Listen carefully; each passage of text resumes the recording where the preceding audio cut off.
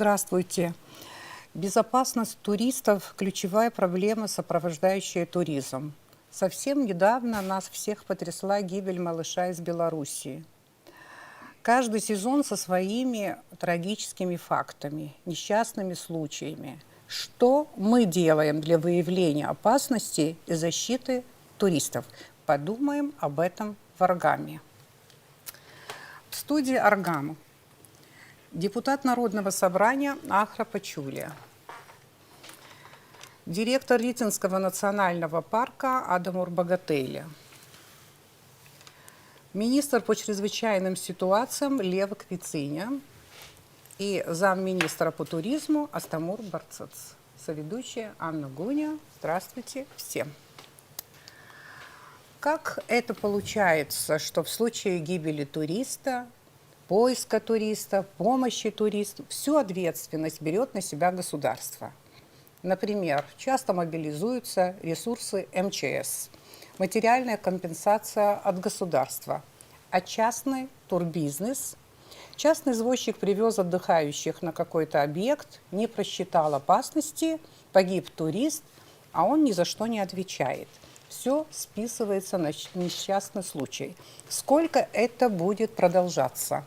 Поговорим. Качественным анализом вот этих случаев, фактов, которые называются несчастными случаями, кто-нибудь занимается? И вообще об общей такой ситуации, пожалуйста, давайте, Ахра Георгиевич, начнем с вас. Наша республика ждет каждое лето туристов. Это основной источник заработка для огромного количества наших граждан. И очень много мы говорим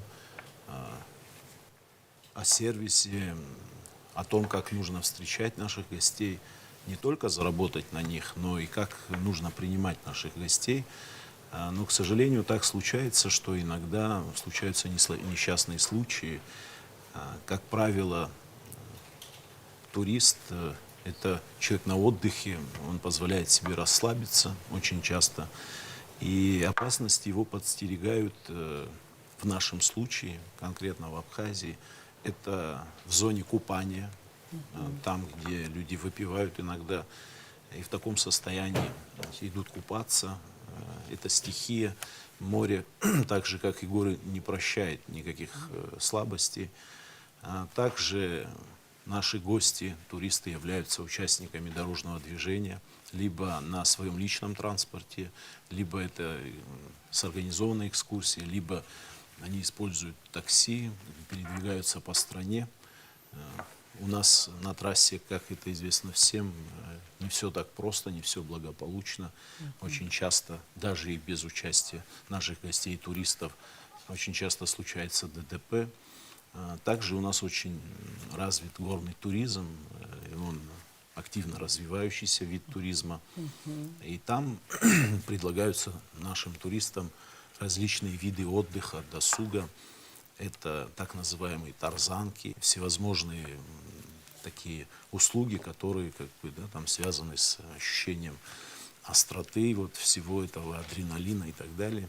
Везде туриста подстерегает опасность, травмоопасные виды развлечения. Как вы правильно заметили, недавно нас это всех потрясла, гибель ребенка. У нас каждый год и на море, и на дорогах случается, что погибают туристы. Это единичные случаи, но это ни в коем случае не красит нас как туристическую страну. Сегодня информация очень доступна, люди читают, люди пишут, остальные это видят. То есть это таким темным пятном остается на имидже нашей страны, так или иначе. Вот вы правильно заметили, когда случается несчастный случай, связанный с гибелью туриста, как правило, государство возмещает какие-то там убытки, то есть выплачивает некую материальную помощь семье погибшим и так далее. То есть вот это бремя полностью ложится на государство. Хотя в каждом конкретном случае возбуждается уголовное дело, расследованием занимается прокуратура. Ну, так как каждый конкретный случай очень индивидуален. Это да. А, И очень часто получается так, что водитель привез, и в определенном условном месте он их ожидает, и они, прогуливаясь, сами падают, сталкиваются с какой-то неординарной ситуацией, где получают травмы, а то и лишаются жизни.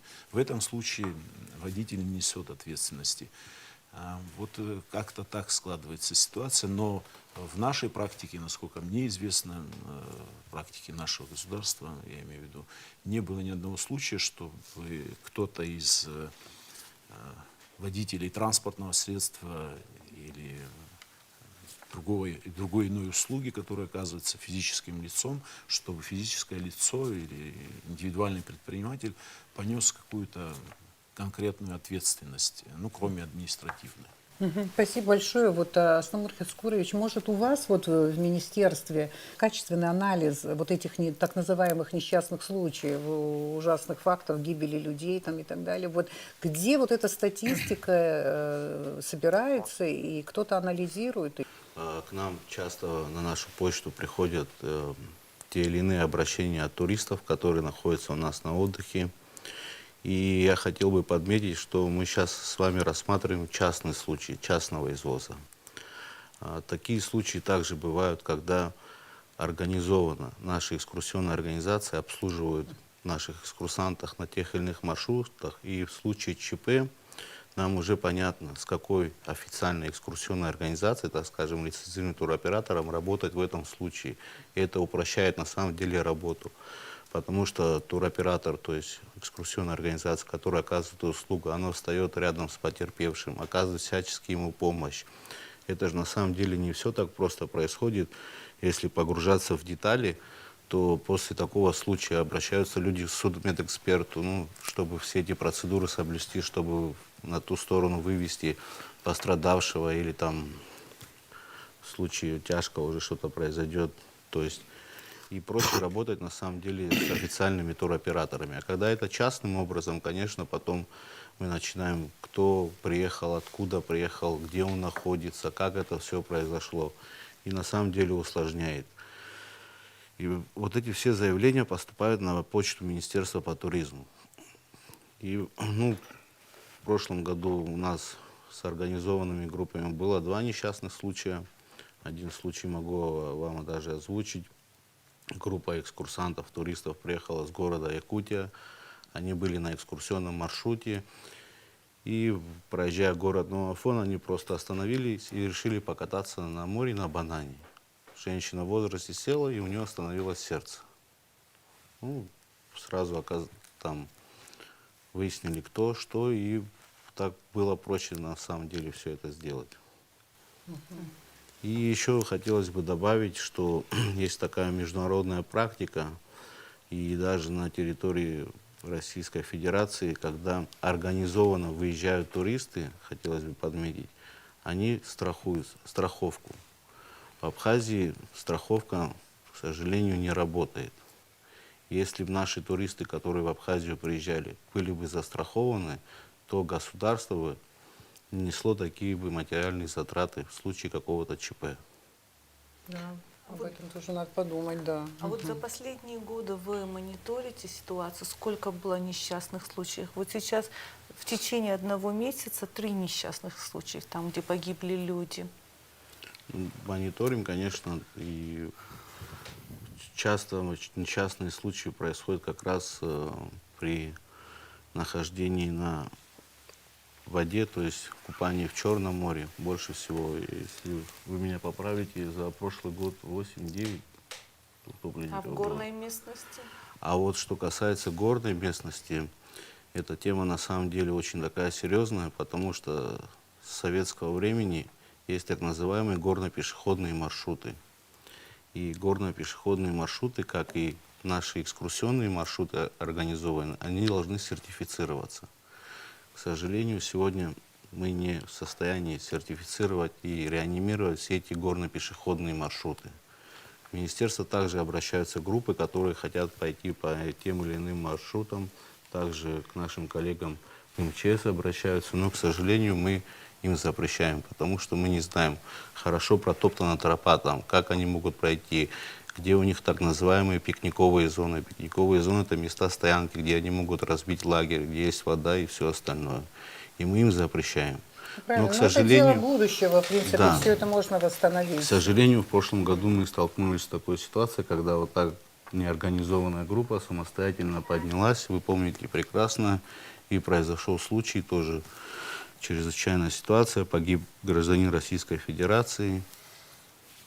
Мы сейчас говорим о том, когда трагический исход. Но есть же случаи, когда удается спасти туриста. Но МЧС знает об этом.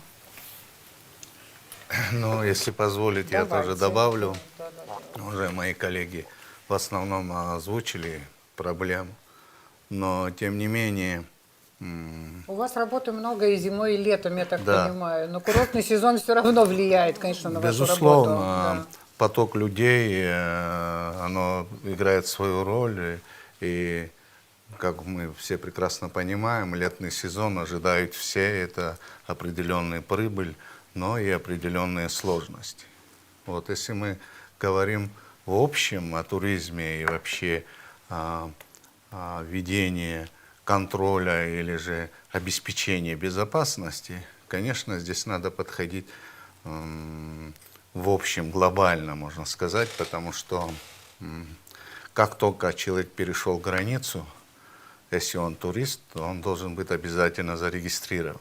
Если это группа обязана обязательно зарегистрироваться, и не только в Минтуризме, но и в обязательном порядке в нашу структуру. Потому что если мы, когда знаем маршрут, какая группа, в каком количестве, ихние данные, тогда нам проще работать. А то мы ищем, вот по слухам сказали, вот туда проехали или там, и тогда очень сложно вовремя оказать нужную помощь, потому что, как правило, это временной фактор, оно играет огромную роль. Но на самом деле за каждым туристом, конечно, невозможно представить кого-то там, сотрудников МВД, спасателей и так далее. Но, если честно, то есть много наших недоработок, я имею в виду в общем.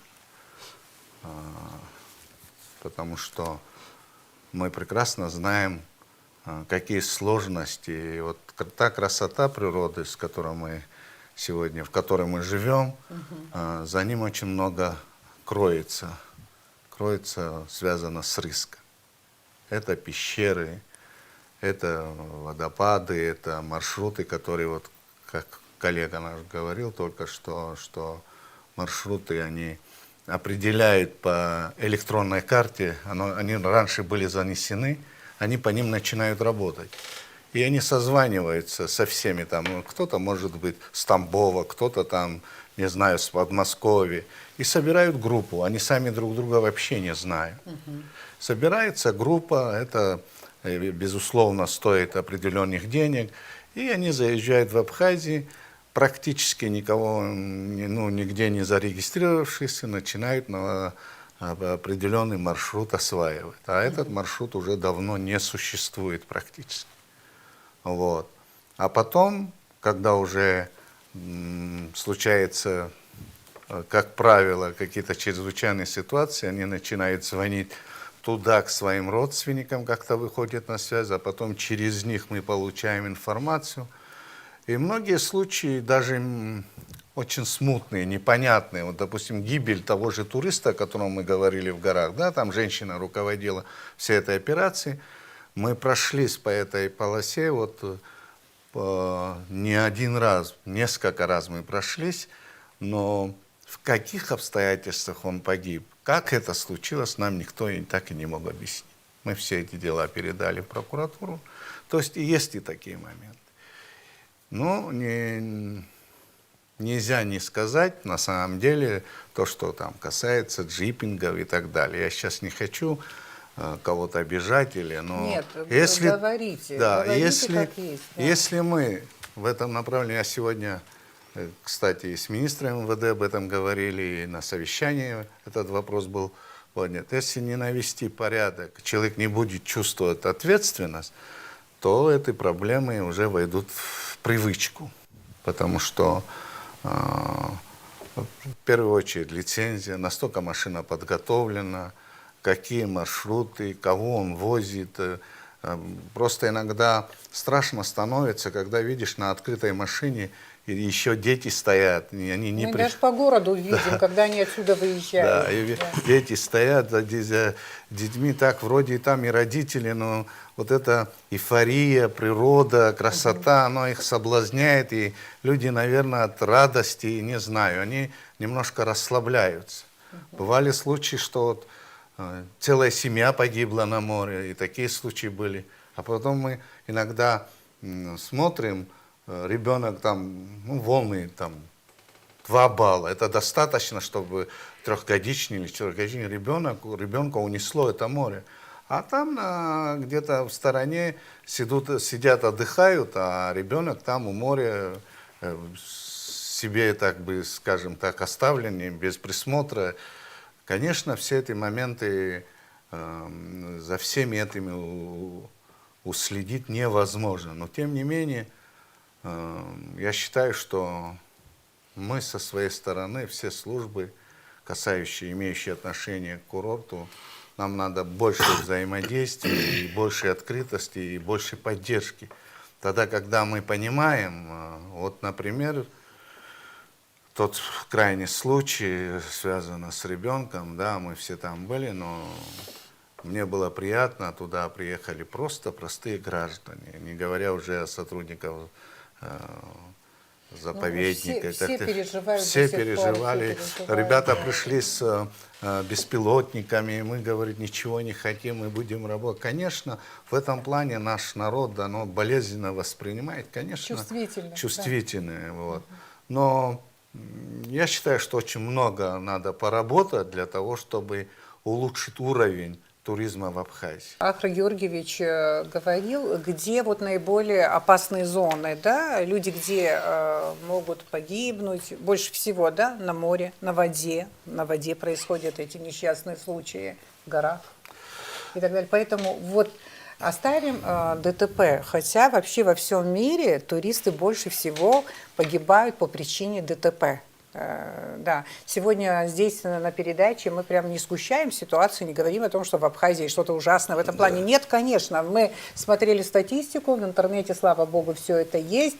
В этом смысле мы не Таиланд, и слава богу, Да. но мы должны минимизировать несчастные случаи, гибель людей, там вообще всякие происшествия и так далее. Кстати, вот все эти дни Министерство внутренних дел, руководство проводит по районам работу со своими там сотрудниками и так далее. Вот как раз-таки по поводу курортного сезона, и в этом контексте они работают. Что касается воды, моря, что касается наших гор и так далее. Вот у вас есть какие-то рекомендации к тем, кто отвечает за туристические объекты большие, что бы они могли сделать для того, чтобы вот как-то выявить опасности и предупредить их? Безусловно, Давайте. безусловно. Перед началом сезона каждый год мы проводим проверки состояния пляжей, состояния пансионатов, насколько они готовы. Да? Если говорить, вот иногда в народе ходит, что если вот кто-то утонул, за каждый пляж должны отвечать спасатели. Так не бывает, так оно и не по инструкции тоже. Но каждый дом отдыха, каждый пансионат должен иметь своих спасателей. Вот. И спасательную лодку, вышку, если говорить уже как положено. Да? При этом перед началом сезона акваторию, берег, дно моря везде всегда должно быть проверено, потому что здесь горные реки, они, как правило, когда паводки, сюда заносятся и деревья, и так далее, и так далее. И потом во многих случаях из дна моря достаем всякие железки, там, всякий хлам металлический. Это небезопасно для отдыхающих. Но в этом плане мы работаем, пишем предписания каждому району. И разговариваем с главами, говорим, что необходимо в этом случае. К великому сожалению, не везде, как правило, это выполняется. Во многих случаях ссылаются на то, что не финансируется. Во многих случаях это ссылаются на арендаторов и так далее. Но сейчас, на данный этап, мы приняли другое решение. Сейчас с каждым мы практически организовали встречи с главами района. Это встречи не то, что мы с каким-то претензией к ним приходим, вот вы это должны сделать, и мы вот командуем вами, вот сделайте. Ни в коем случае. Мы говорим о нашей взаимодействии. Если нету спасателей, обучить, азы какие-то, да, первый, тот, кто умеет возможность там плавать, там, знает какие-то азы, с ним легче, можно таких находить, наверное, при желании. Вот, обучить, показать, рассказать, мы это можем. И не дай бог, если там какие-то сложности, водолазные работы, можем организовать, мы так и делаем, в принципе. Но с каждым разом, если надо дать должное, мы больше понимания находим. Во всяком случае, в общем, если все это вот так в развернутом виде, то вот послевоенное время, мы все прекрасно понимаем, было немножко другое отношение, и заработок был слабый, отдыхающих было меньше, на безопасность обращение было слабое, не делалось акцент именно на безопасность отдыхающих. И отдыхающих, на самом деле, повторюсь, было мало. А сегодня уже другие требования. Да, а сегодня уже другие требования, уже и отдыхающие совершенно другие. Они объездили весь мир, они хотят за эти же деньги получить определенный комфорт. Потом очень важно сфера обслуживания, как они подходят, сервис, как они обращаются. Вы знаете, как в старое время всегда говорили, клиент всегда прав. И если мы хотим развиваться, если мы хотим, чтобы имидж Абхазии был достойным, на самом деле, как оно и есть, обязательно уважение к нашим гостям. Бывают капризные люди, разные. Кто-то и выпивает, не без этого. Они приехали на отдых, расслабляются. Но если мы хотим развиваться, каждый на своем месте должен понимать, что что-то надо и обойти, что-то надо и простить, но при этом уважить, потому что это гости, и во-первых, это бюджет страны, и помимо того, что и бюджет, это и имя нашей страны. Поэтому, конечно, есть определенные сложности, и над этим надо работать и работать. Дамурчан Антонович, вот ваш объект, Рицинский национальный парк, конечно, он такой самый интересный, большой, сложный, привлекательный, да? Но ключевое слово в данном случае, в контексте нашего разговора, наверное, сложное. Да, сложное. Да, вот хотелось бы от вас услышать, как вы эту ситуацию видите, потому что я знаю, что вы по-человечески очень переживаете, когда происходят вот такие страшные происшествия. Вот что должно там происходить, какая работа которой до сих пор не было, но которую надо наладить для того, чтобы минимизировать? Рицинский парк, как вы все знаете, с самого начала этого курортного сезона очень плохо стартовал, скажем так. Как на войне, 3 трупа в течение 1 месяца. Это первый случай 4 июня. Первый звонок был дан. Гражданин Абхазии, не справившись с управлением транспортного средства, улетел в речку вместе с машиной. Машина тут же была, конечно, извлечена оттуда, но труп был найден спустя 5 суток, кажется. Да, на 5-е сутки только нашли. В тот же день, 2-й звонок, на так называемом каменном мешке произошел камнепад. И тут я хочу подчеркнуть, что это все частного извоза, частный характер извоза. На месте погиб молодой парень, 26-летний, его подруга очень сильно пострадала. Мы ее доставили в Гагарскую больницу сначала, потом в Сочинскую больницу. Кстати, она позавчера только к себе домой попала. И последнее, 17 числа, гибель ребенка. Конечно, и не только коллектив Рязанского парка это чувствительно воспринял, и весь народ. Тут Константин как подчеркнул, в поиске этого ребенка включились все. И МЧС во главе, работники национального парка, свыше 40 человек каждый день. Но, к сожалению, результатов пока нет. И я хочу подчеркнуть, что мы будем продолжать. А в прошлом году какая была ситуация? Это не в прошлом году, это в позапрошлом году была ситуация, когда женщина молодая тоже с нерабочего моста, наверное, Константинович, вы помните? Как не помню, Да. как не помню. Они спустились с Кекского водопада, Да. там два моста. Мост один был нерабочий, то есть транспорт там не проезжает, а второй обычный нормальный мост. И водитель, не доезжая до моста, остановился, чтобы после проезда, сложная была дорога, люди, наверное, немножко устали, вышли отдохнуть. Просто там постоять, и он там в машине тоже покопался, отключил там передок, так называемый. И пока он там машиной возил, она вышла на этот открытый мост, аварийный мост. Опять-таки, это такое время было, когда опять паводки, река была такая бурная уже, все. А что значит нерабочий мост?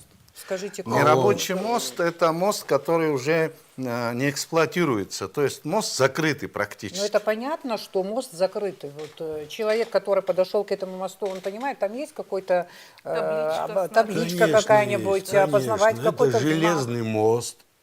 Он функционировал для вывоза леса. Да, Гагарский лесхоз тогда установил это. Он давно не функционирует. А рядом новый, нормальный, с отбойниками. Но и так далее. написано И что-нибудь, написано, потому что и человек первый раз огорожено, туда люди прибыл. перелезают. И она на край моста пошла. Видать, это мои предположения. У нее, наверное, голова закружилась, глянув в реку. И упала до сих пор. Сколько мы искали вместе с МЧСниками. А сейчас такой период, июнь месяц. В этом году тем более ежедневные проливные дожди в горах. Таяние снега. То есть реки, они очень скоростные, мутные, грязные, бурные и так далее, и так далее. То есть сейчас найти человека, это, наверное, Константинович больше скажет, но, на мой взгляд, шансов нет.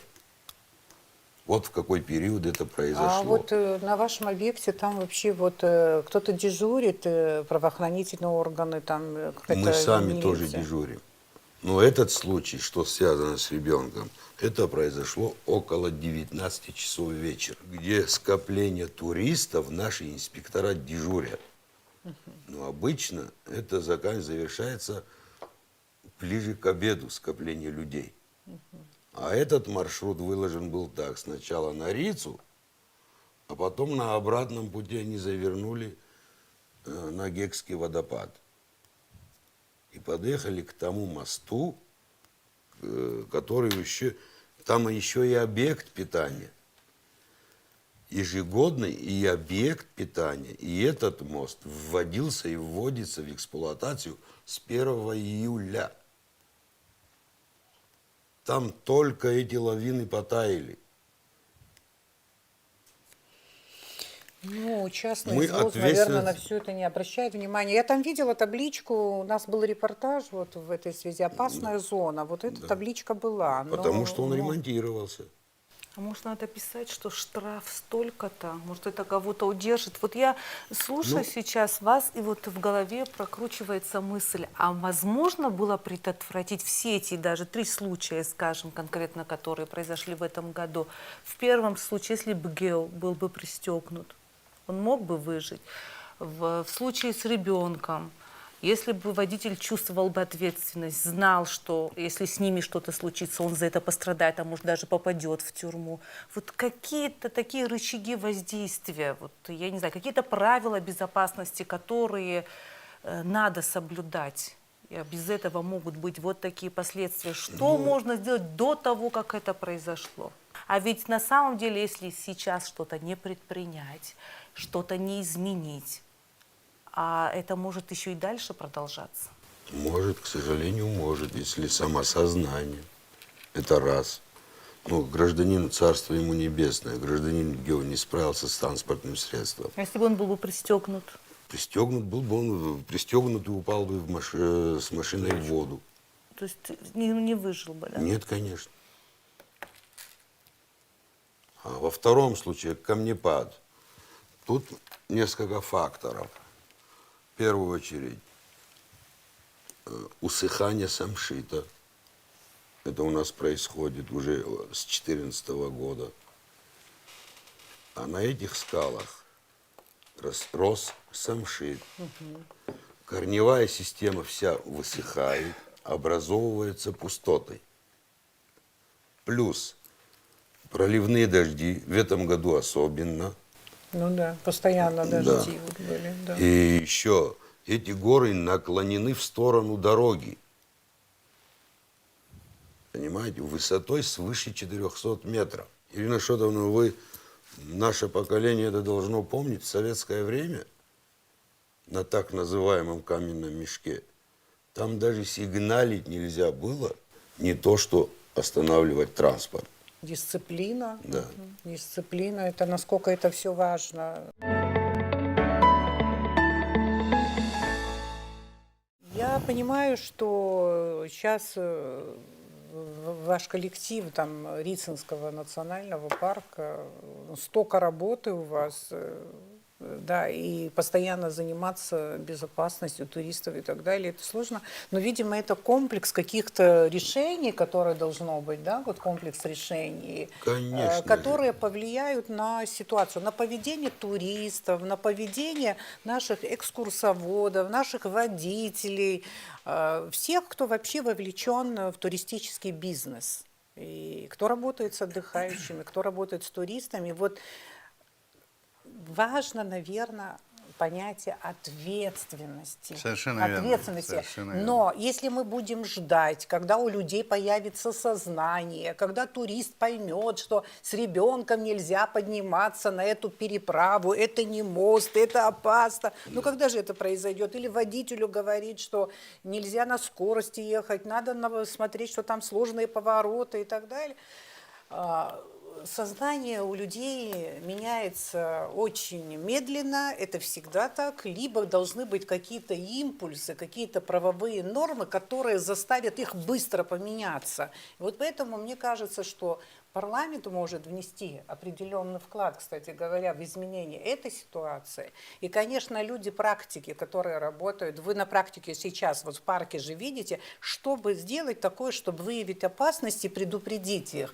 МЧС, который все время сталкивается с этими проблемами, да, они могут очень многие вещи серьезные рекомендовать. Если К серьезно, этим рекомендациям надо прислушаться. Да, есть много недоработок. Мы сейчас говорим о туристе, что они виноваты во многих случаях, но и никто с нас не снимает ответственности, и мы должны это признать.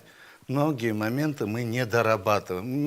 Я имею в виду всех нас, кто непосредственно должен принять участие в плане безопасности, в плане обеспечения комфортного нахождения туристов здесь, на территории Абхазии. Есть много недоработков.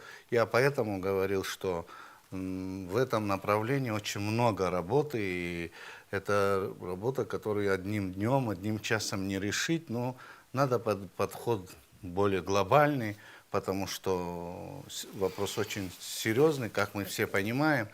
И Но с чего надо начать? С дисциплины и ответственности. Каждый человек имеет определенную зону ответственности, за которую он должен отвечать, за которую он должен Абсолютно создать все необходимые условия для безопасность. Безусловно, это и поддержка руководства, и поддержка всех структур, которые непосредственно имеют к этому отношение. Вот так все вместе, если мы будем... Ну, я хочу сказать, что очень многое изменилось в лучшую сторону. Мы сейчас видим такие отрицательные результаты, потому Не, ну что... мы просто Да. находим вот эти болевые точки Да. для того, чтобы с ними как-то справиться. Это очень правильно, это просто необходимо. Но при всем этом есть и улучшения, но много надо доработать. Я еще раз повторюсь, все шло таким образом, мы привыкли к просто к тому, что вот все вот послевоенное время, все так вроде было дозволено, меньше ответственности и так далее, и так далее. А сейчас уже надо, наверное, и руководство примет определенные решения, уже есть определенные вопросы, которые поднимаются. Ну, все равно жизнь, она вынудит нас делать все возможное для того, чтобы обезопасить тех же туристов. Конечно, надо работать и с туристами, вот особенно, как раньше говорили, дикарем, что приезжают, тоже они звонят, нанимают, везде вывески, там, экстрим, там, хотите поехать на Рицу, хотите поехать там в разные направления, но там с ними должен быть, скорее всего, человек, который отвечает за это, который может, ну, если не экскурсовод, ну, я не знаю, который проводник какой-то. И по поводу парламента, кстати, вы недавно там приняли, вот я не помню, как закон называется, но вы ввели штраф за появление в ненадлежащем виде там, и так далее. Вот сейчас я сидела и подумала, но это тоже нужно, я понимаю. И мы понимаем, для чего это нам нужно, да, принятие такого решения. Но сейчас, когда мы обсуждаем вот, безопасность туристов, мне кажется, что вот и эта задача, конечно, наверное, даже более приоритетная. По поводу того, как можно минимизировать все эти риски, улучшить ситуацию, что может сделать в данном случае законодатель в этом случае. Значит, что касается купания в море, вот как Лев Константинович заметил, наверное, законодательно можно как-то обязать Что у нас сегодня есть? Закон какой-то есть, правда Закон же? о туризме мы вот... Если Закон о туризме, но я старенький, ошибаюсь, да? Какого года? Принятый в 94 году. 94-го года. А ситуация за 30 лет 2005-м практически внесли насколько отдельные изменилась? Нет, в 2005 закон о туризме принят. На сегодняшний день, как тут, на самом деле, Георгиевич, извини, чуть Да, вступлю, да. забегая. На самом деле реалии изменились, и изменился сам турист, и изменился на сегодняшний день турпоток.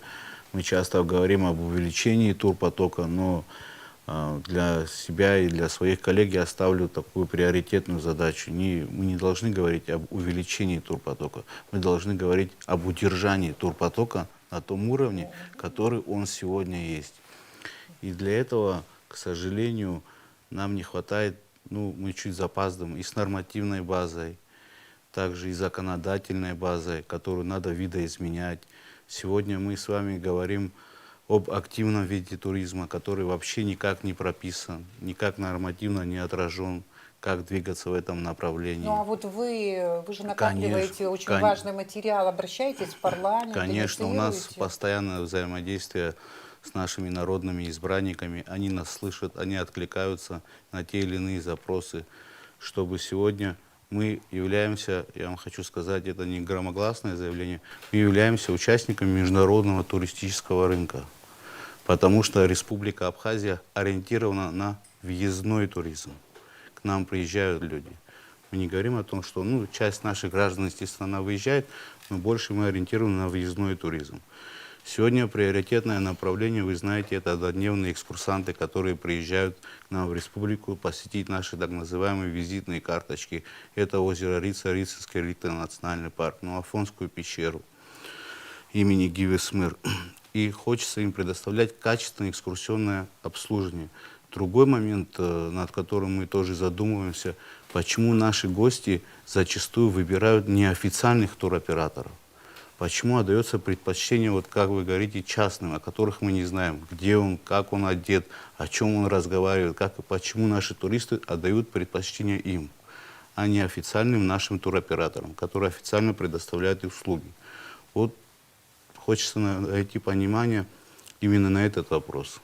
Вот мы все знаем, что экскурсоводы занимаются, они сдают экзамен, они получают сертификат и так далее. И Свидетельство, неплохо, кстати говоря, они подготовлены. Вот каждый раз мы видим, что у нас очень много молодых туристов, увлеченных, скажем, да, этой работой и так далее. Все это есть. Они все проходят через ЗАС, в общем-то, Да. да? Какой-то фильтр есть, и слава богу. А вот что касается водителей, через какой фильтр они проходят? Вот, к сожалению, водители не проходят ни через какой фильтр. Мы всегда как бы должны брать самые хорошие примеры с наших зарубежных коллег. Вот, например, если взять пример Египта, то водители, которые занимаются как раз въездным туризмом и обслуживают и туристов, иностранцев, у них, оказывается, есть отдельное свидетельство.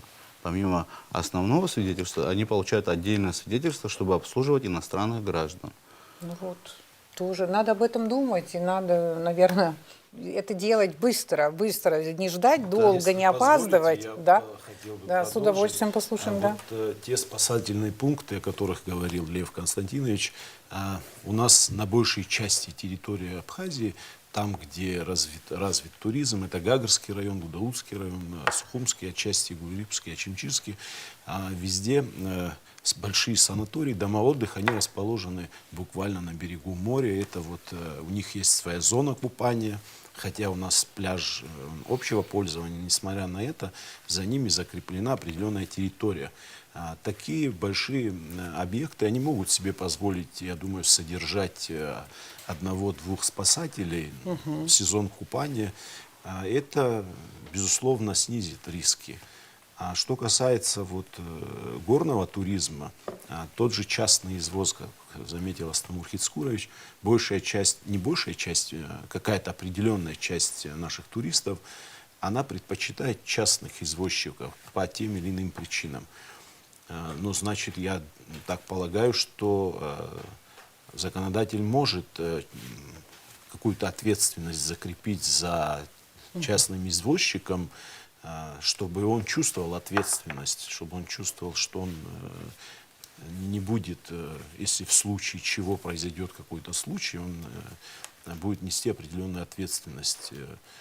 Ну, думаю, только таким образом. А что касается вот участников дорожного движения, тут, конечно, у нас происходит определенный диссонанс, особенно, я имею в виду, скорости движения, особенно в летний курортный сезон. Туристы, как правило, те, которые приезжают на своих автомобилях, они никуда не торопятся, они расслаблены, оглядываются, фотографируются на ходу и так далее. А наши граждане, они все время куда-то торопятся, хотят заработать, пока сезон, и спешат все время. И это создает определенную нервную ситуацию на дороге.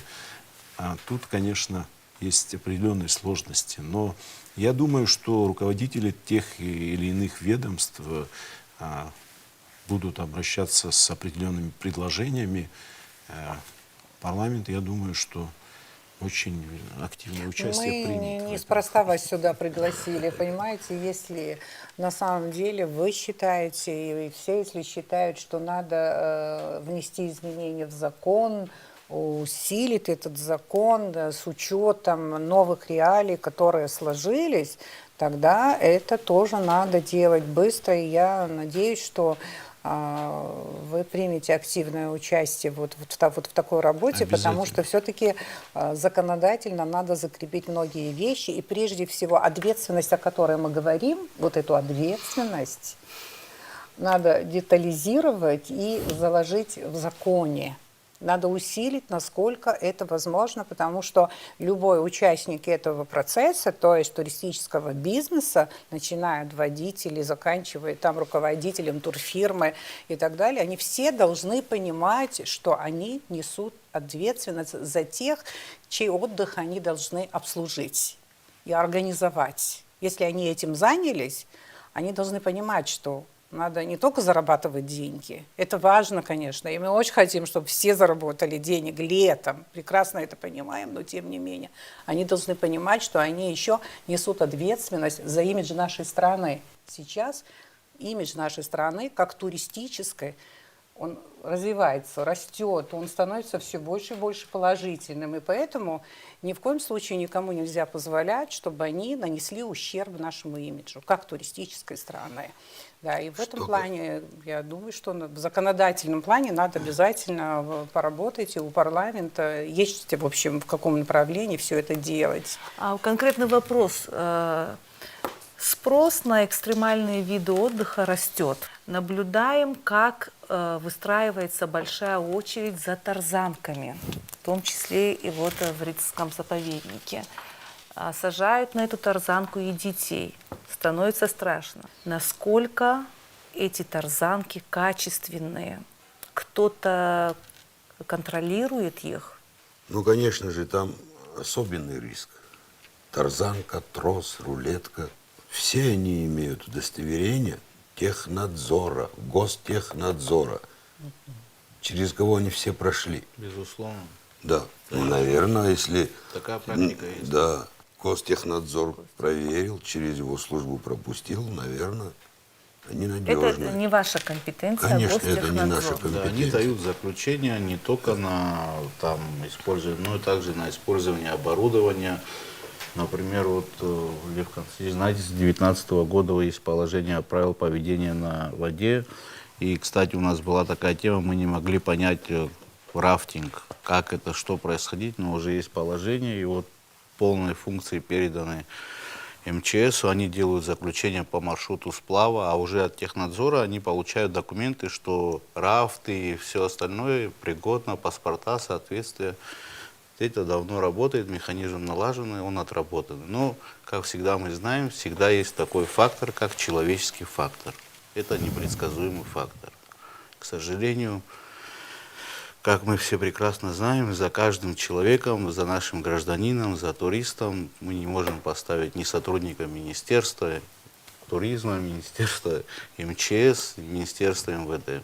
К сожалению, хочется, как-то, не знаю, например, мы часто сталкиваемся, да, мы сейчас говорим с вами по активке, но также хочется поговорить и, например, о мошеннических сайтах, об этом направлении, да, когда туристу предлагается услуга проживания, он заходит на сайт, левый сайт, и там, значит, вы понимаете, что объекты размещения, скажем, цена там 60 тысяч рублей указана там за 15 дней, а ему тут за месяц 30 тысяч. И он покупает.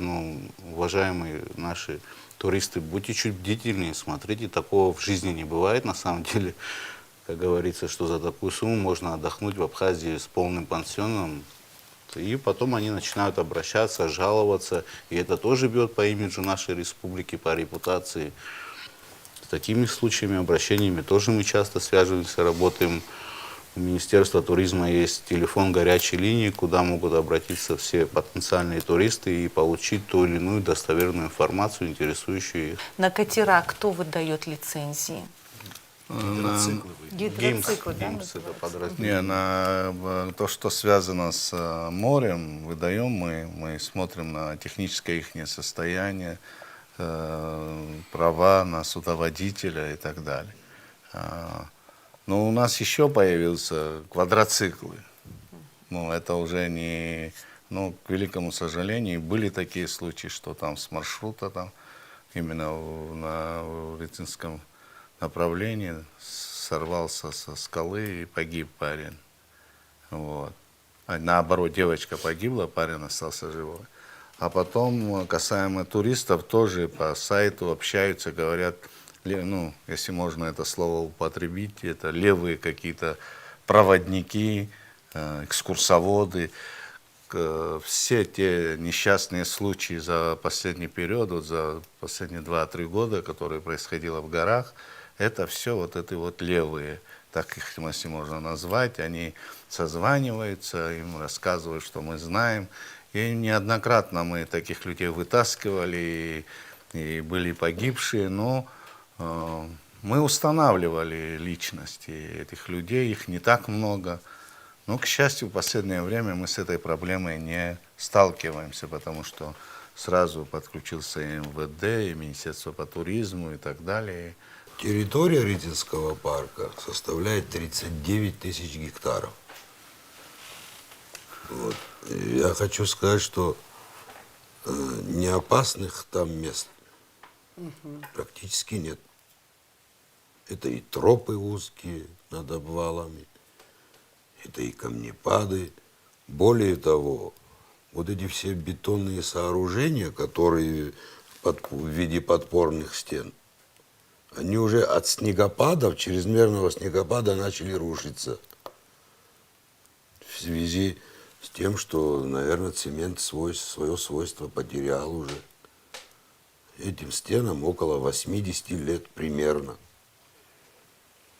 То есть там нужны большие вложения для того, Конечно. чтобы эти процессы Конечно. остановить, наверное, да? Конечно. И так, по-моему, много работы было вами проведено. Там у вас были какие-то обвалы, там что-то Да. постоянно И сейчас что-то обвал происходит. прямо да. на 41-м километре на озере Рица. Мы в прошлом году вложили туда порядка 17 миллионов рублей.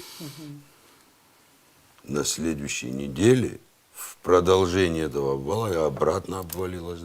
Стены рушатся. А есть специалисты, там, я не знаю, геодезисты или еще кто-то, который изучает состояние? Геологоразведка, которой нет у нас в Абхазии, к сожалению. Да, а вот, Нанимать это очень дорого. ну, это большая проблема. Да, то есть в это- Рицу То есть придется несложных вкладывать вопросов, большие деньги, конечно. несложных мест на территории парка нет. Только бдительность, аккуратность. Мы, естественно, от ответственности не уходим, но Но все вы возможное уже знаете, будем делать. Да, Всё опасных возможно- мест конечно, много, но конечно. есть наиболее опасные, Есть да, там, где наиболее больше опасные. всего происшествий. Что-то там можно предупредительное, превентивное, что-то предпринять, я не знаю, какие-то знаки поставить, таблички поставить, везде установлены, дежурство что там. усилить, что-то такое. В момент скопления людей дежурство идет. Как можем, регулируем. Знаки установлены, указаны камнепады, указаны опасные зоны. Но за каждой машиной, за каждым транспортным средством мы не можем поставить инспектора и закрепить. Хорошо, но мы сейчас такую картину рисуем, что люди, которые нас послушают, скажут, нет, мы туда больше не поедем, хотя красивее Рицы, наверное, Да. нет ничего, и, конечно, туристы не могут не посещать Рицу, но вот такие вот моменты сложные, там камнепады или еще что-то, как часто они происходят? Наверное, не так часто все же. С такими сходом, И в какое время? к счастью, очень редко. Очень редко. Конечно. Это больше осенью, зимой, когда вот в Это какой? как раз паводки, когда глубокой весной, Глубокой весной. да, и в начале лета. Что и произошло.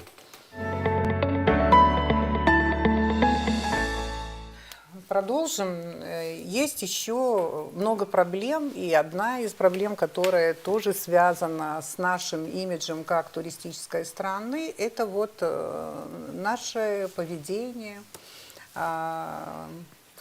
наше гостеприимство, которое в определенных случаях, к сожалению, выглядит очень извращенно, скажем вот так вот. Да? Я начну с одного случая. Вот совсем недавно на рынке случайно я услышала обрывок такого разговора.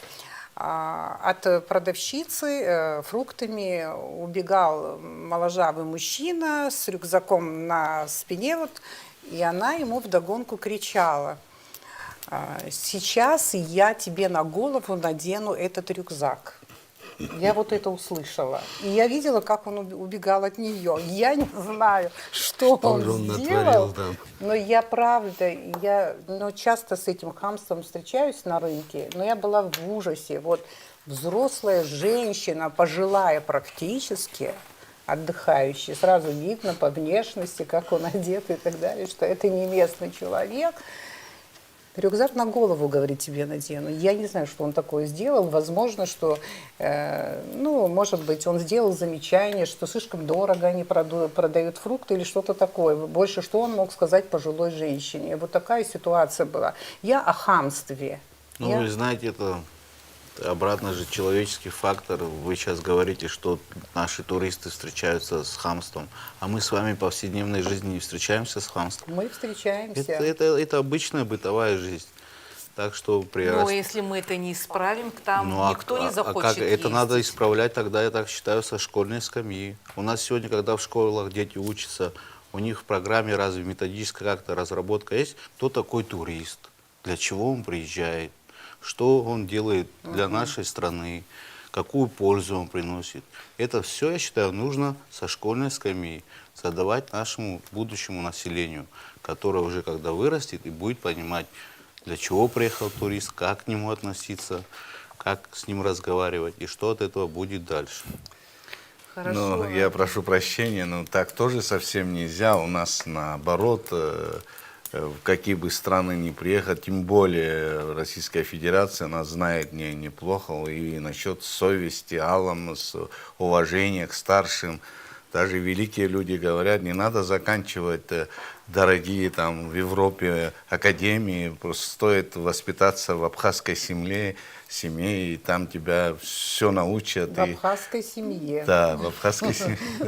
Как много абхазских семей осталось, скажем так. Вот, поэтому на самом деле я сейчас не то, что там согласен, что с туристами некоторые обращаются, но и туристы должны, соответственно, где-то себя вести. И, наверное, если пожилую женщину довел до такой степени, чтобы там вот так вот, ну, я не знаю. Тут Туристов мы перевоспитать не можем. Мы можем повлиять на себя, на своих, на людей, которые работают в туристической сфере, чтобы обязать или требовать от них быть более вежливыми. Я не хочу говорить слово услужливыми, потому что наш менталитет это не подходит. Но вежливыми мы обязаны это.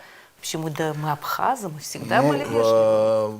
Мы же слышим тоже, вот в Абхазию настолько народ гостеприимный и так далее. Ну, попадаются такие единичные случаи, не без этого. В какой стране такого нету? Везде оно есть. Конечно, я сам Но мы сталкиваюсь... хотим быть особой страной в этом смысле. Да, ну Имеем а так право на это. насчет гостеприимства, насчет уважения, уважить гостей, поддержать, подсказать. Некоторые с восхищением, они где-то куда-то проезжают, там, где природа интересная, где населенный пункт, они каждый готов там угостить их чем-то, пригласить, там, напоить, там. Я не знаю. Это у нас не отнят. Ну, отдельные ли, конечно, это, к великому сожалению, оно присутствует, и мы часто сталкиваемся, почему-то сразу и звонят, и говорят, то, ну, также и много положительного, поэтому люди и тянутся сюда, и любят нашу страну, любят наш народ, это Ну, и у нас однозначно. тоже встречаются все равно люди, которые Да, могут к нагрубить, сожалению. нахамить, Ну, к оскорбить. сожалению. Такие есть. То же самое среди туристов. Я со многими экскурсоводами общаюсь, и они говорят, что иногда, говорят, вот ты, говорит, везешь, говорит, на экскурсию людей, и вот из 20 человек 1 человек может оказаться такой, что хочется либо его застрелить, либо застрелиться самому, говорит, может довести до Совершенно этого. Сложно работать, конечно, разные категории бывают и туристов тоже, но я опять же говорю, что мы должны с себя начать, мы должны быть выше, если мы заинтересованы иметь туристов и так далее, и вообще гостей, мы должны всегда показывать свою культуру. Говорите про аналитику, как все происходит на самом деле. И когда мы учились, обучались, нам часто задавали такой вопрос. Кого вы первым встречаете при заселении в гостиницу? Ну, администратора. Нет. Первого человека, которого вы встречаете в гостинице, это охранника. И как он с вами поздоровается, как он вас поприветствует, у вас уже складывается мнение. Если он вас хорошо поприветствовал, уважительно к вам отнесся, в следующий раз вы приедете в эту же гостиницу. А если он с вами там небрежно, по-хамски, то вы в эту гостиницу уже не приедете. Да, значит, охранник может быть источником либо хорошего отношения, либо плохого отношения, Конечно, то есть это первый- определенного стереотипа. Конечно, это скажем. же первый Да. человек, которого вы встречаете. То же самое, когда приезжают к нам однодневные экскурсии, почему мы так пристально столь внимания уделяем нашим экскурсоводам? Ну, от этого человека складывается впечатление у наших экскурсантов. Может быть, в дальнейшем они уже приедут и здесь проведут свой отдых. То есть однодневная экскурсия – это, грубо говоря, не столь рентабельнее, чем когда человек приедет и проживет здесь в гостинице 15-20 дней. Он больше оставит своих денежных средств, чем он приедет сюда на одни сутки на экскурсию. Ну или, скажем, вот они же должны где-то поесть, пообедать и так далее, да, заехали, потом к вечеру уже выехали отсюда, но они побывали либо в ресторане, либо в кафе и Конечно. так далее, и важно, Первоначальное как их там впечатление, приняли, первое с кем они там впечатление, Первое встретились. впечатление, которое они получат, оно остается очень. У нас есть некий материал вот для вас, мы хотим показать его.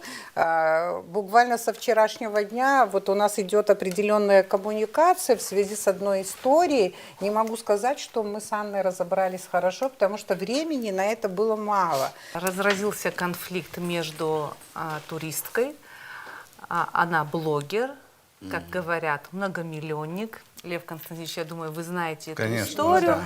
с капитаном катера, небольшого катера в Гагре. Не буду называть имена. Мы связались и с одной, и с другой стороной, чтобы быть до конца объективным. Послушали, что она говорит. Сегодня мы нашли этого молодого человека. Он говорит абсолютно другое. И у каждого своя Мы правда. даже хотели отправить свою съемочную группу, записать его, но он не захотел на камеру. Я его понимаю, почему он не захотел. Но есть третья сторона. Это люди, которые были в этой экскурсии, с Свидетели этой истории. женщиной. Они очевидцы, и они видели все, что там происходило. Давайте мы послушаем ее и их. Когда мы отъехали от берега, нас отвезли на скалы, на что как бы дети мои очень сильно там устали, там было жарко, там было много мусора. Мы просто сказали капитану, что нам здесь не очень понравилось. Он загрузил других гостей, и просто в середине моря начались оскорбления, унижения, что как мы можем не оценить его работу, что он нам сейчас тут покажет и устроит, что он тут возит самых высших людей, что он нам придет в отель, устроит разборки. Потом он включил мотор, они вместе со своим помощником, который разговаривает в рупор, они стали специально лодку качать так, что у меня ребенка начало рвать. Я умоляла, просила этого не делать. Они начали обсвистывать нас просто вслед, кричать, хлопать, оскорблять. Я очень прошу помочь разобраться с этой На ситуацией. этого блогера подписано более 1 миллиона человек. Через этого блогера в Абхазию попало еще 6 тысяч отдыхающих. Если она напишет негативный отзыв, многие могут она к нам крупный не туроператор приехать. получит. И я понимаю, вы сейчас возмутились, вам не нравится, что она говорит. Нам тоже это очень не нравится. Но послушаем других людей, отдыхающих. Кстати, эта компания, которую мы сейчас увидим на видео, эти люди друг друга не знают. Одни из Нижнего Новгорода, другие Да, из еще один Санкт-Петербурга. комментарий. Этот молодой человек, капитан, на которого вот блогерша жалуется, в телефонном разговоре он мне сказал, что 2 дня она вела с ним переговоры вот по поводу морской прогулки или как это назвать, да, и он ей предложил арендовать, в общем, для семьи этот катер, и второй вариант – общая экскурсия. Да, ну- И в конце концов она подписалась на общую экскурсию. А вот общая экскурсия на нее произвела дурное впечатление. Но посмотрим, что говорят люди, которые были вместе с ней там. Я прошу прощения, просто у нас есть общее, я эту женщину так лично не знаю, но у меня есть ее друзья, с кем мы общаемся.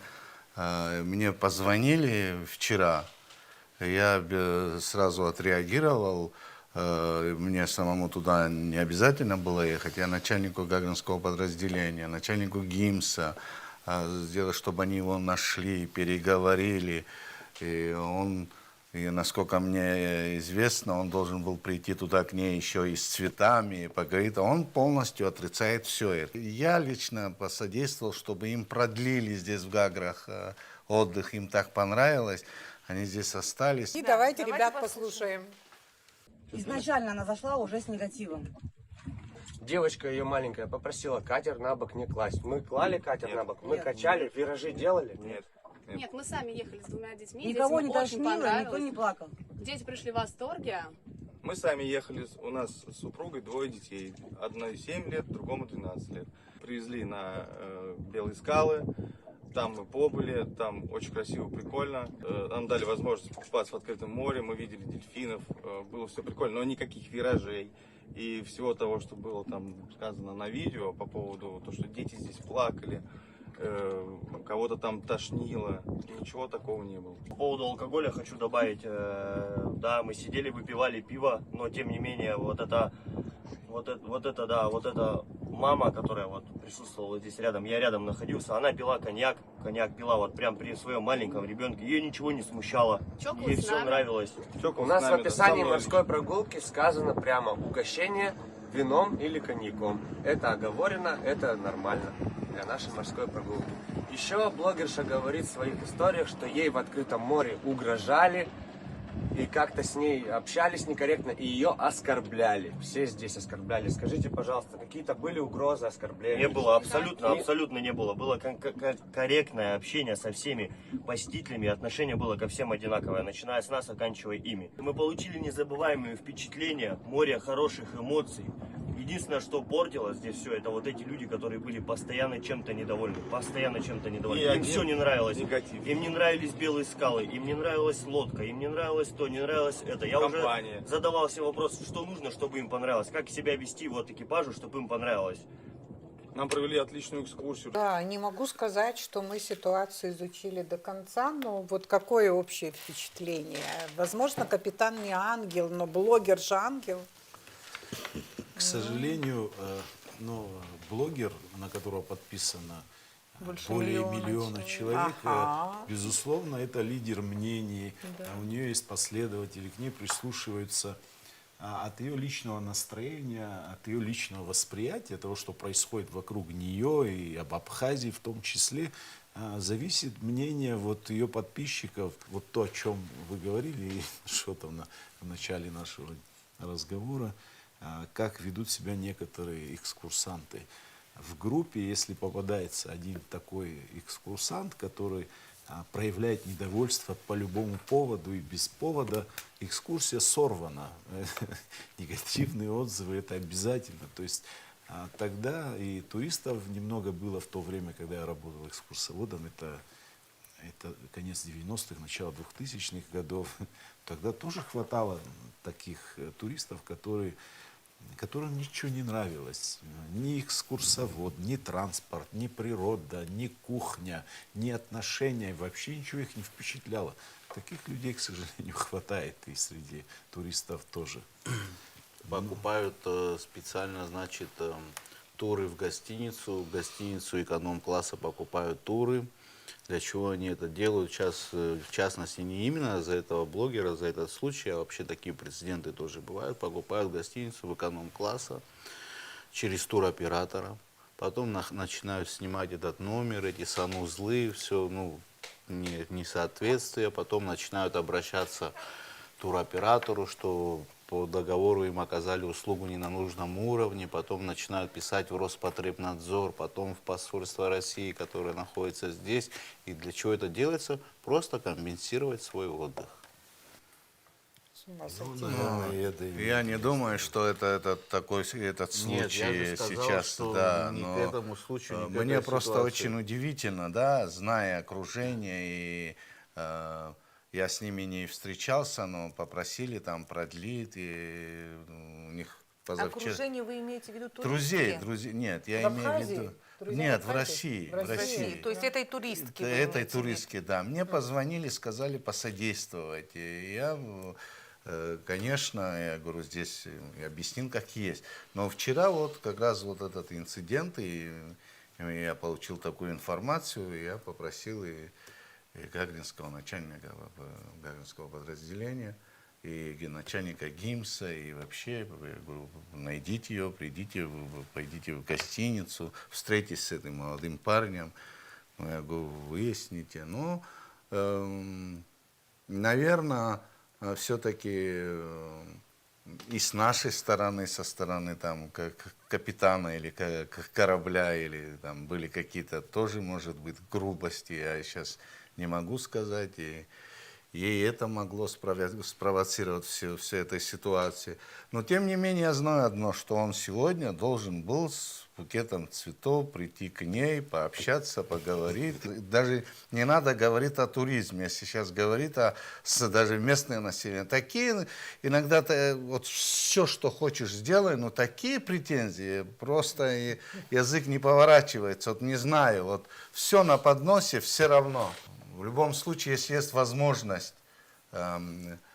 уйти от этой проблемы, лучше всегда выбрать именно этот путь. И уйти просто, и оно не так уже, не показывать свою принципиальность в некоторых моментах. Принципиальность можно в другом месте, наверное.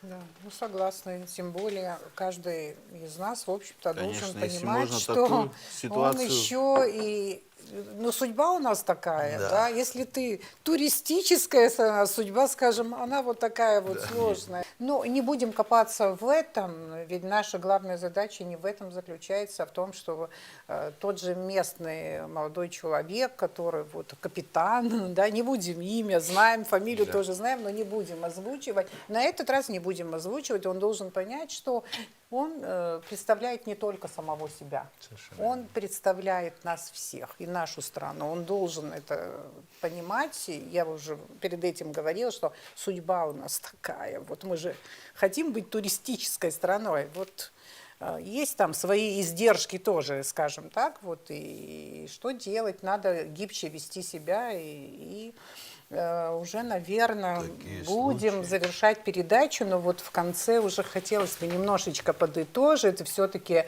в какой-то мере, наверное, нам все-таки сегодня удалось актуализировать эту тему безопасности туристов. И что это для нас важно, и что мы начали об этом говорить открыто и понимать, что какие-то серьезные вещи нам надо предпринять для того, чтобы минимизировать. Конечно, человеческие жизни, они дороги. Вот гибель одного человека, туриста, бывает, что нам может все лето испортить. Даже эмоционально может на нас так повлиять. И я вот помню, в прошлом году все думала, лишь бы больше ничего не случилось, лишь бы лето закончилось без вот таких вот инцидентов и так далее. Да, мы переживаем за это, вот, и для нас это очень важная тема, но для того, чтобы мы начали менять эту картину, кое-что мы наметили. Я думаю, что на законодательном уровне обязательно нужно принимать какие-то новые нормы, правовые решения, которые не сразу, но повлияют на дисциплину, которая позволит всем участникам туристического бизнеса понять, что они несут определенную ответственность. Ответственность это может быть и административная, и даже уголовная. Мы, наверное, должны усилить вот таким образом эту ситуацию. Теперь вот просто ваши пожелания и ваши прогнозы, вот какие надежды, как пройдет наше лето, наш сезон туристический, курортный. Июнь пугает нас, да, случаи были очень плохие, очень трагические, но, кстати говоря, мы только эту сторону затрагивали. А июнь каким был для Ридзинского парка? Ну, что касается количественно, и в этом случае уступаем прошлому году. Это я связываю, например, в мире, что происходит, и плюс погода. Дожди не прекращаются. Количество туристов... Ну, насколько было меньше в этом году, чем в прошлом году в июне у вас? На 12 тысяч туристов меньше, чем прошлый июнь, на сегодняшний день. А дальше прогнозы какие? Июль, август, сентябрь? Прогнозы вроде радуют. Будем надеяться, что мы готовы их принять. То, о чем мы говорили выше, по вопросу безопасности, мы не отводим от себя ответственность. Максимально все, что возможно, будем организовывать, рейдовые мероприятия и так далее, и так далее. Ну, прогнозы такие, что они радуют. Но мы очень надеемся, что лето пройдет стабильно, спокойно, потому что Для этого делается все возможное. Сказать, что все исправлено, мы на 100% готовы, это неправда. Но с каждым годом, с каждым разом люди понимают ответственность. Мы даже вот, судя по санаториям, по пансионатам, новые пансионаты открываются, и мы видим, как они относятся трепетно, как они переживают за своих отдыхающих. Я думаю, что... Чимчира город активно включается в Чимчира, туристический да. бизнес. Это ж Конкуренция, хорошо. И это отрадно все это видеть, потому что на самом деле мы вот недавно, как вы все знаете, было открытие нового объекта. Для района это очень многое значит, но и там делается все возможное, чтобы, конечно, как-то закрепить имя Очимчира в частности. И я думаю, что то, о чем мы сегодня говорим, их не должно быть. Но, к великому сожалению, они есть везде.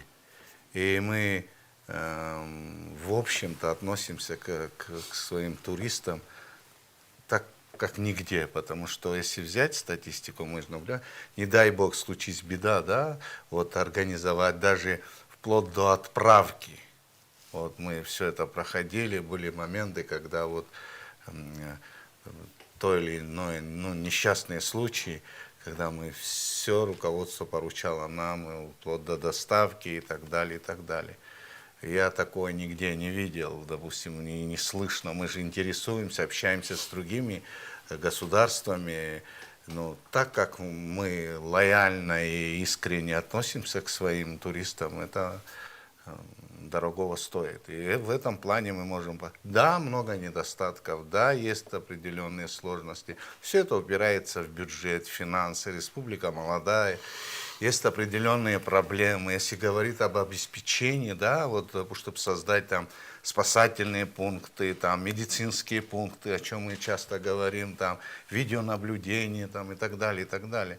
Оно, государство садится, на самом деле, затратное будет, так скажем. Но при всем этом все возможное делается.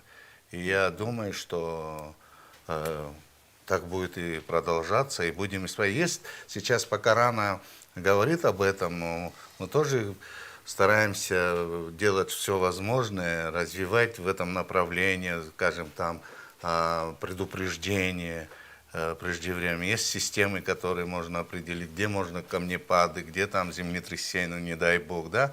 Есть такие системы, ведем переговоры, стараемся. И я думаю, что будущее у нас замечательно. Все будет нормально, и лето пройдет, отдыхающие будут довольны. И очень надеемся, что таких инцидентов в этом году... Продолжение, если позволите, как раз таки в случае с ребенком, мы взяли обязательство, мы это обязательно и сделаем. В случае, если Бог даст найти тело этого ребенка, мы за свои расходы доставим его в Беларусь. Конечно, конечно, мы не сомневаемся. Пожалуйста, Ахрат Георгиевич.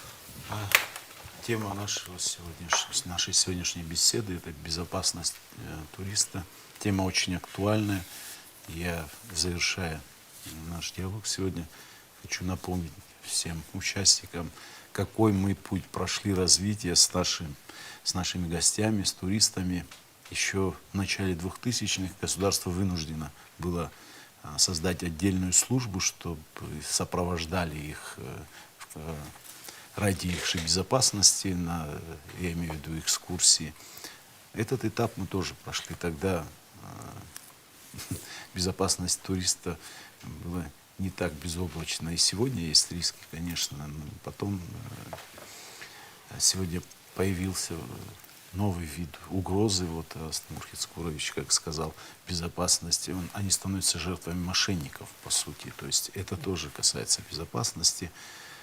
Вот. Что касается той части, где жизнь и здоровье угрожает какую-то опасность, вот тут отметили какие-то направления. Я думаю, что если будем активно взаимодействовать и работать в этом направлении, достигнем определенных результатов, безусловно, это улучшит ситуацию. Спасибо большое. Астамур Хицкурович. Я не хочу заранее забегать вперед. Итоги курортно-летнего нашего сезона мы подведем по окончанию, ближе к сентябрю месяце. А так хотелось бы проинформировать наших граждан, население, что могу сказать, что по броне июнь и август у нас будут заполнены, будет хорошее бронирование, приедут гости, наши туристы. Единственное, что хотелось бы подметить, чтобы более сознательно подходили к этим моментам, нашим туристам сказать, чтобы они выбирали только официальных перевозчиков, официальные экскурсионные организации, пользовались услугами официальных туроператоров при бронировании в нашу республику, в отели, в дома отдыха, в пансионаты, чтобы у них не было плохих впечатлений, уже не изначально сюда не приехав, чтобы у них были хорошие впечатления. Спасибо большое. Анна, что ты хочешь сказать? Из нашей сегодняшней беседы я вывела несколько пунктов. На сегодняшний день в несчастных случаях виноват сам турист, потому что он теряет бдительность. Отсутствие медицинской страховки – это нагрузка на государство. Возложить ответственность законодательно частным извозчикам. Геолого-разведывательные работы, если я правильно выговорила это слово, они необходимы. Состояние или проблемы Рицинского национального парка как объекта такого туристического, это вообще, ну, наверное, еще наше такое культурное наследие, историческое наследие и так далее. Не только туристический объект, это отдельная проблема. Да? Это отдельная проблема, это надо и отдельно обсуждать. Директор актуализировал эту проблему. То, что минус 12 тысяч туристов в июне, возможно, компенсирует осень. Синоптики обещают, что осень будет бархатной в Абхазии. У нас на озере Рица есть, Константинович, группа, которую мы обучили, спасение на водах. Есть дежурная служебная лодка. Да, ну и помимо этого там... Сейчас недавно приезжал министр здравоохранения. Он нам пообещал выделить скорую помощь. Это тоже очень нужно. Да, конечно. Медпункт находится. Да. Медпункт у нас там находится. Слава все Богу, препараты сделали, приобретаются да, нами. просили. Зарплату платим медсестрам мы. И бесплатную первую неотложную помощь оказываем на месте.